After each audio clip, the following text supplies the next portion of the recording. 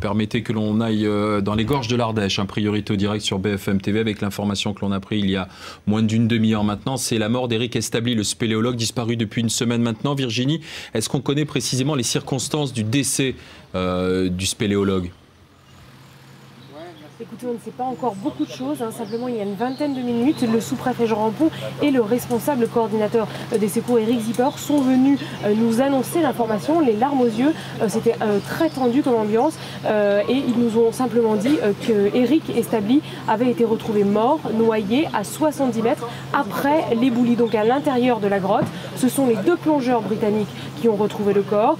Ces deux plongeurs qui ont plongé ce matin pour aller explorer cet éboulis. Je vous rappelle que jusqu'à présent, l'hypothèse des sauveteurs était qu'Éric Establi avait pu se réfugier dans une poche d'air bien loin, assez loin, plusieurs centaines de mètres après cet éboulis. Et visiblement, ce n'était pas le cas. On en saura plus dans la soirée. Virginie, simplement, à quand remontait le dernier signe tangible de vie donné par Éric Establi? Est-ce que c'était samedi, qu'on pouvait se douter que oui ou non, il pouvait encore être vivant?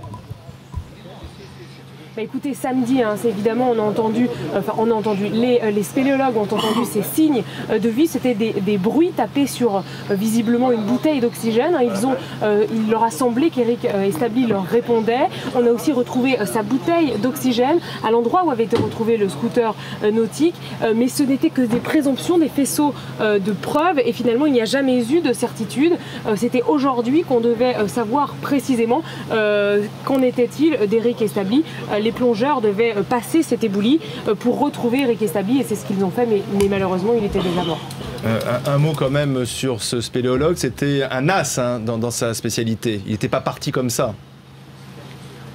Ah oui, effectivement, ce n'était pas un spéléologue ordinaire, c'était l'un des 3 ou 4 meilleurs plongeurs au monde, disent ses pairs, quelqu'un de grand sang-froid, qui était scaphandrier de profession, il avait 45 ans, il pratiquait depuis plus de 20 ans la spéléologie, la plongée spéléologique, ce qui est une activité très particulière, et c'est lui en fait qui avait fait l'exploration de cette cavité il y a déjà plusieurs mois, quelques années, et là, il poursuivait la semaine dernière cette exploration pour cartographier précisément les lieux. Et en fait, il était parti avec plusieurs personnes, mais il y a eu un éboulement après son passage et il s'est retrouvé bloqué dans cette cavité.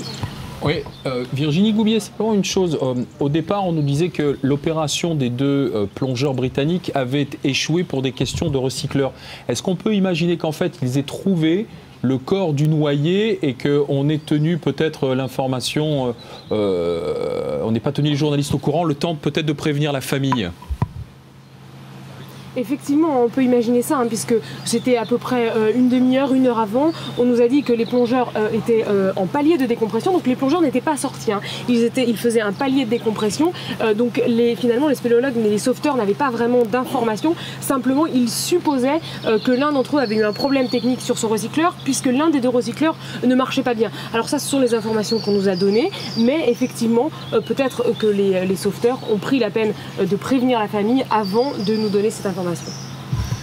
Merci Virginie Goubier en direct des gorges de l'Ardèche pour BFM TV. On a donc retrouvé le corps noyé du spéléologue disparu il y a une semaine maintenant, Éric Establi. Olivier.